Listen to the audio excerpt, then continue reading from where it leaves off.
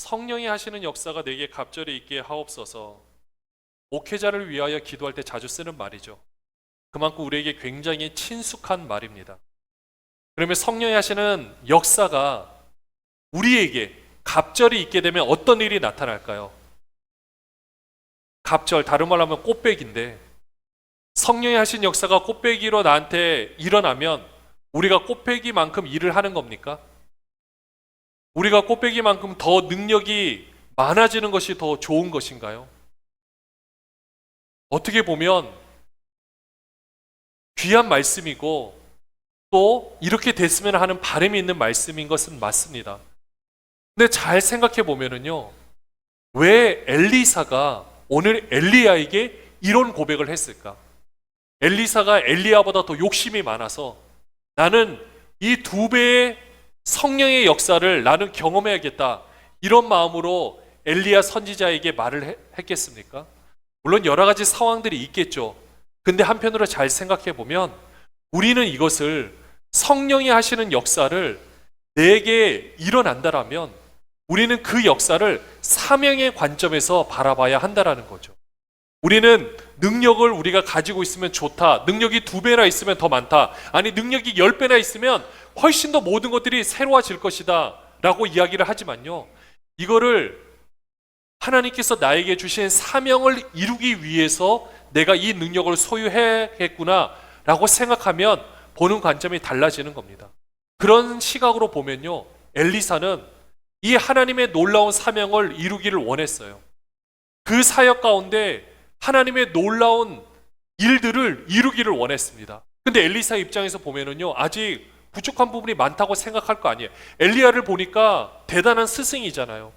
아니 엘리야는 정말 이 귀하고 놀라운 일들을 했는데 나는 과연 잘 해낼 수 있을까? 이런 생각이 들지 않겠습니까? 어떻게 보면 엘리사가 성령이 하시는 역사가 내게 갑절이 있게 하옵소서라고 고백한 것은, 하나님, 나는 아직 저 엘리야처럼 이 모든 것을 할 수 있는 능력이 없습니다. 그러니 나한테 2배라도 주셔서 내가 그 사명을 감당케 하여 주시옵소서.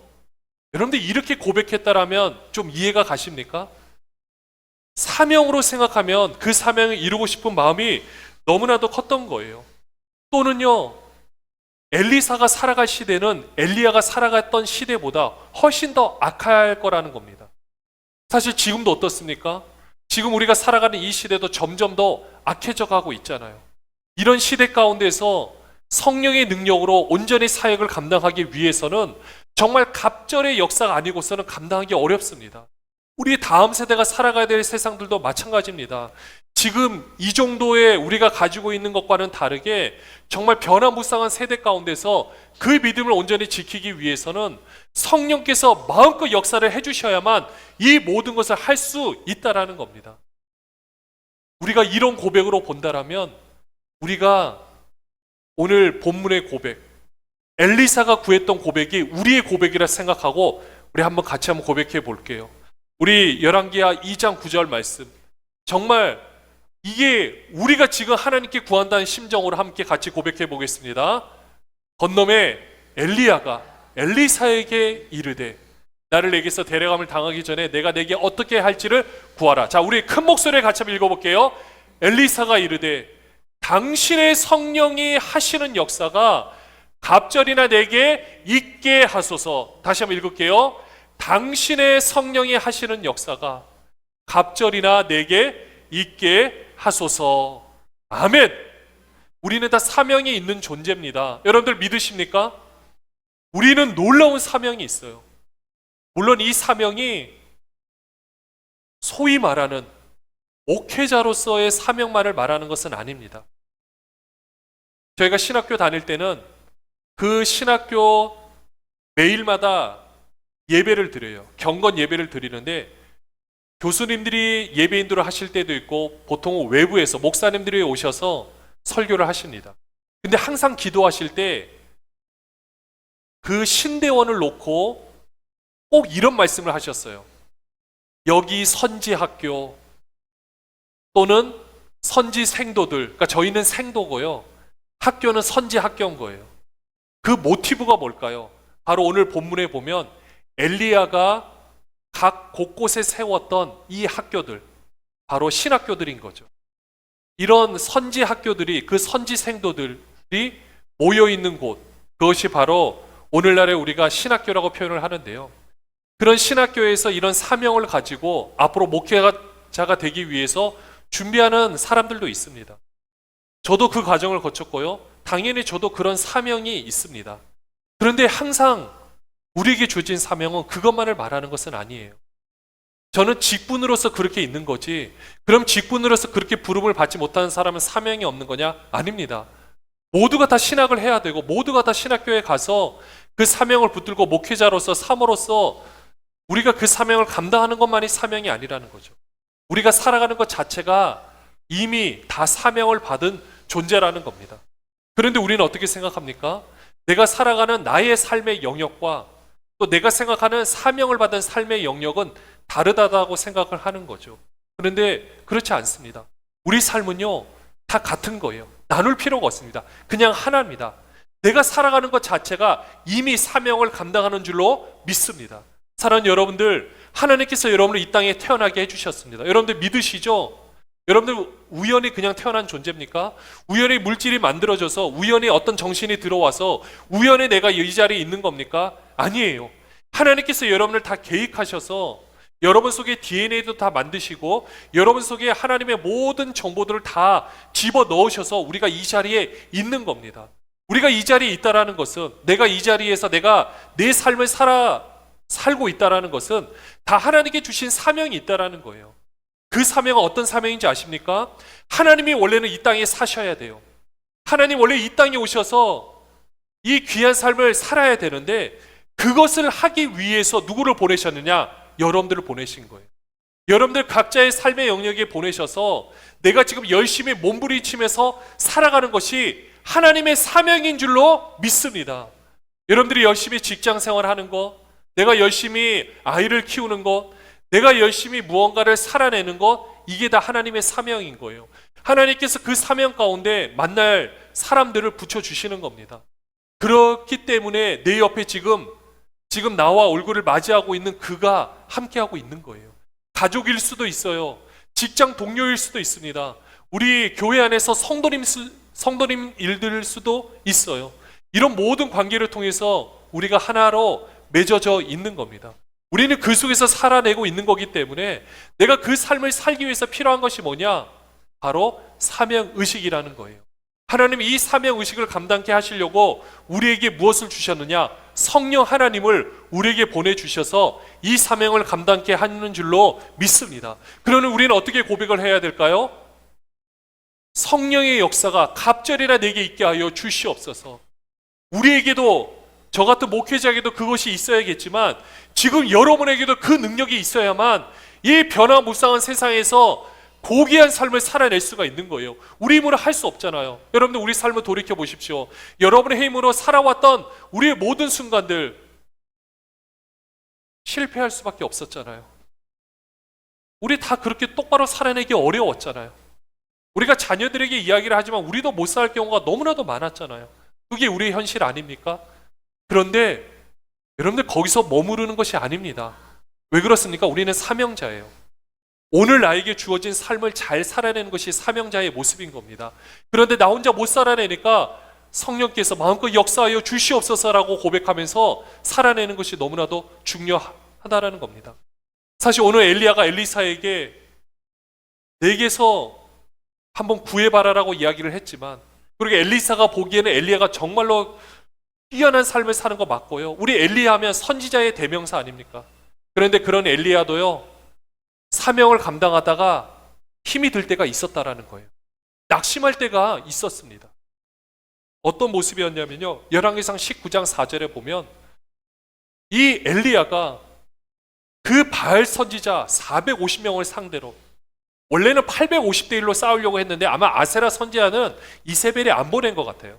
어쨌든 이 450명을 상대로 온 이스라엘 백성들을 모으고 무너진 제단을 수축하고 거기서 묵묵히 물을 붓고 하나님께 기도했을 때 놀라운 역사가 일어났잖아요.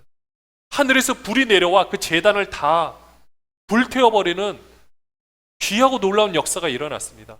그런데 이 모든 것을 감당하고 이세벨이 엘리야를 향해서 내일 이맘때쯤 되면 네가 죽인 바알 선지자같이 너도 그렇게 될 것이다 라고 이야기를 하니까요, 갑자기 그 마음이 너무나도 힘들어지고 의기소침해져서 나는 아무것도 할 수 없다. 오늘 한번 그 고백을 볼까요? 자기 자신은 엘리야를 말하고 있는 거예요. 광야로 들어가 하루 길쯤 가서 한 로뎀나무 아래에 앉아서 자기가 죽기를 원하며, 여러분들 좀 전에 그 모습하고 완전히 다른 겁니다. 너무 낙심해 있는 거예요. 이르되 여호와여 넉넉하오니 지금 내 생명을 거두시옵소서. 나는 내 조상들보다 낫지 못하나이다 하고. 엘리야도 이런 고백을 했는데 우리는 어떻게 했습니까? 우리 낙심할 때 있어요. 힘들 때 있습니다. 너무나도 어려울 때가 있어요. 그런데 그런 모습이 잘못된 거라고만 생각하지 마시고요, 그런 모습 가운데 우리의 실패를 바라보고 계시는 하나님을 볼 필요가 있습니다. 그렇기 때문에 우리가 갑절의 역사를, 성령이 하시는 역사를 우리는 그래서 고백을 하는 거예요. 얼마나 놀라운 일입니까? 사랑하는 여러분들, 우리 낙심할 때 있습니다. 그런데 우리는 어떻게 해야 됩니까? 실망할 때 있습니다. 그럼 우리 어떻게 해야 되죠? 거기서 그냥 머물러 있어야 됩니까? 나는 아무것도 못한다라고 그냥 있어야 될까요? 아닙니다. 나는 못해요. 그러나 하나님은 하시는 겁니다. 성령께서 하실 수가 있기 때문에 우리는 그 하나님의 능력을 보고 살아갈 수가 있는 거예요. 다시 한번 힘을 내는 겁니다. 다시 한번 소망을 내는 거예요. 오늘 하루를 살고 오늘 밤에 나는 왜 이렇게 못 살았을까? 실패할 때 있습니다.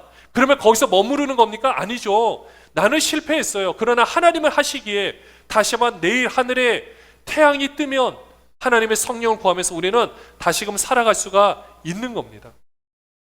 성령께서는요, 이렇게 우리와 동행하시는데 때로는 이런 생각할 수 있어요. 갑절의 성령의 역사가 내게 있는데, 사실 우리가 갑절의 성령의 역사가 있으면서 귀한 사역을 감당했던 우리 사도 바울이 생각나지 않습니까? 근데 이 사도 바울이 사역을 할 때도 보면은요, 성령께서 마음껏 역사를 해주시면 우리가 생각할 때는 어려운 일이 없어야 돼요.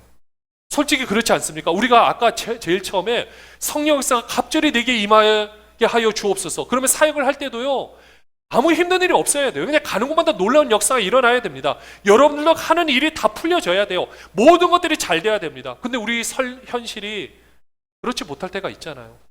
사도 바울도 마찬가지입니다. 사도 바울이 이제 1, 2, 3차 선교 여행을 다 마치고 이제 그 밀레도에서, 에베소에서 열심히 사역했던 그 교회 장로들을 초대를 해가지고 그곳에서 함께 고별 설교를 하면서 이야기를 하는 거예요. 그때 막 사람들이 얘기를 합니다.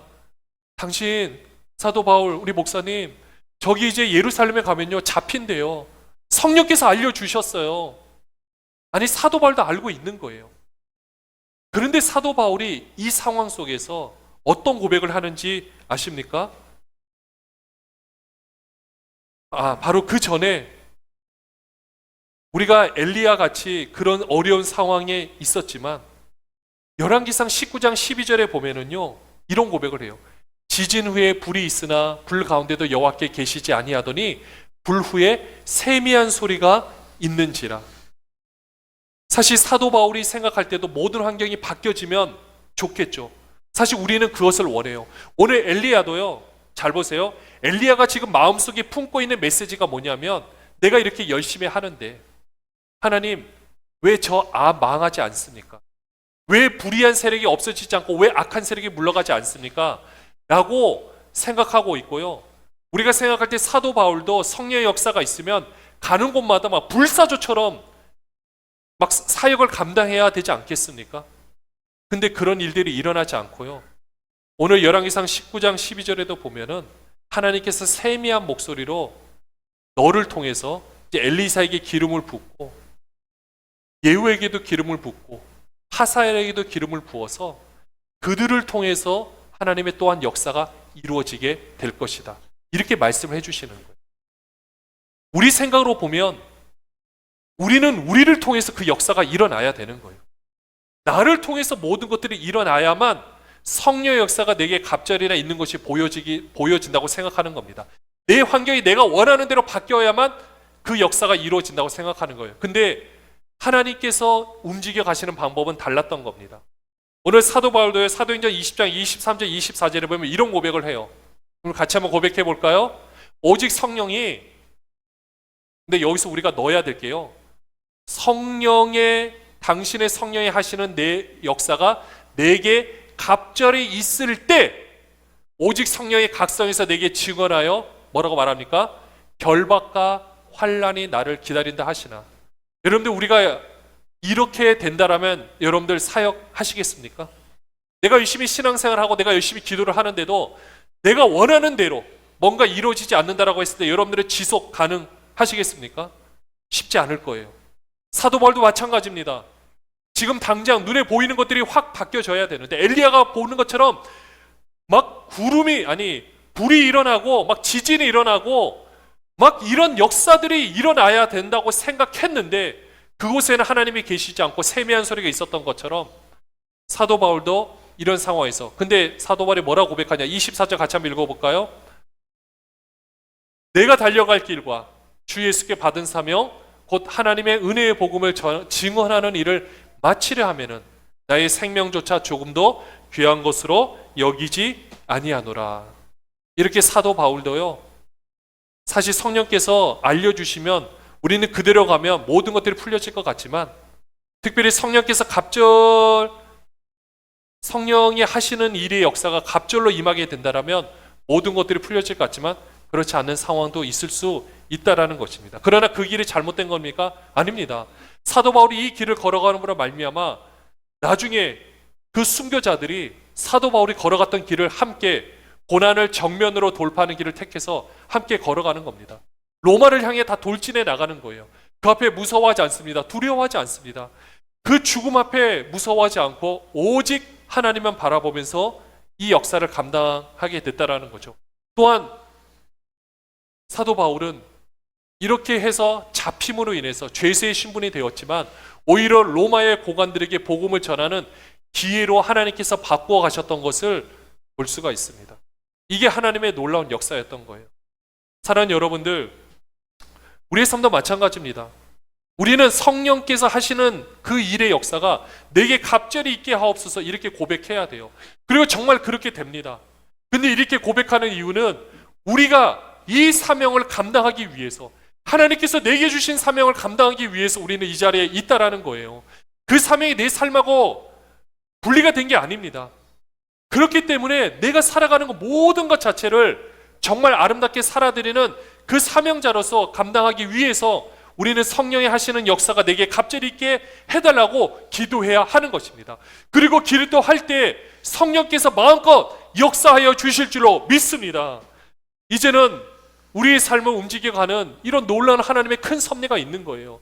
사실 우리 눈에 보이는 거는요, 작은 선택으로 인해서 보여지는 하나님의 역사를 우리는 구할 때가 있습니다. 엘리야가 구한 것도 바로 그거였어요. 또 사도 바울이 어떻게 보면 우리가 원하는 방식대로 구한다라면 작은 모습들, 우리 눈에 보이는 환경이 우리가 원하는 대로 바뀌어지는 모습들을 우리는 구할 때가 있습니다. 그러나 그것이 구해지지 않는다라고 해서, 그것이 응답되지 않는다고 해서 하나님의 거대한 뜻이 응답되지 않는 것이 아닙니다. 우리 삶의 하나님의 놀라운 섭리는요, 변함이 없습니다. 이 놀라운 섭리는 우리를 택하셔서 우리를 이 자리에 있게 하시고 우리를 통하여 이 사명을 감당케 하시는 하나님의 정말 크고 놀라운 섭리, 이거는요 지금도 그대로 움직여 가십니다. 근데 그 안에서 작은 선택으로 이루어지는 이 모습들, 우리는 그것이 눈에 변하지 않는 것 같고 바뀌지 않는 것 같다고 해서 하나님의 성령께서 나와 함께 하지 않는 것인가 생각할 수 있겠지만 그렇지 않습니다. 여러분들, 작은 것만 바라보지 마시고 그 작은 것 위에 하나님의 놀라운 섭리를 바라보시기를 주님의 이름으로 축원합니다. 그 하나님의 놀라운 섭리와 은혜 가운데 우리의 작은 선택들을 통하여서 하나님의 놀라운 뜻이 이루어지고 있다라는 것입니다. 성령이 하시는 역사가 내게 갑절이 있게 하옵소서. 하나님의 놀라운 섭리가 여러분을 통해 이루어지시는 줄로 믿습니다. 여러분의 자녀들이 여러분의 기도를 통해서 그 놀라운 역사가 일어나는 줄로 믿습니다. 눈에 보이는 것만 바라보지 마시고 눈에 보이는 것이 내가 새롭게 되는 것이 없는 것처럼 보인다 할지라도 낙심하거나 실망하지 마시고 하나님의 거대한 섭리와 그 큰 틀이 내 삶 가운데 이루어지고 있음을 고백하고 또한 그 역사를 바라보며 나가는 저와 여러분이 되시기를 주님의 이름으로 축원합니다.